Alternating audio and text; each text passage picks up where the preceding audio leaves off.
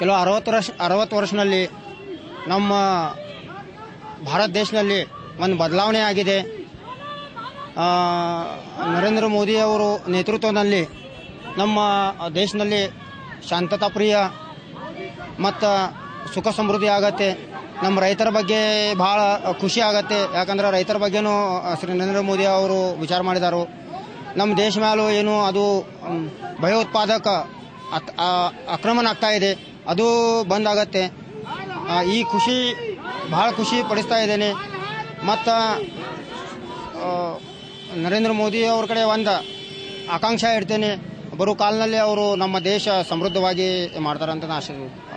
ಬೆಳಗಾವಲ್ಲಿ ಅಭಿವೃದ್ಧಿ ಅಂದರೆ ಎಲ್ಲ ಏನು ಮಂದಿಗೆ ಏನು ಸಮಸ್ಯೆ ಇದೆ, ಮಂದಿರದ ಏನು ಸಮಸ್ಯೆ ಇದೆ ಆ ಸಮಸ್ಯೆ ನಿವಾರಣೆ ಮಾಡಬೇಕು ಅಷ್ಟೇ.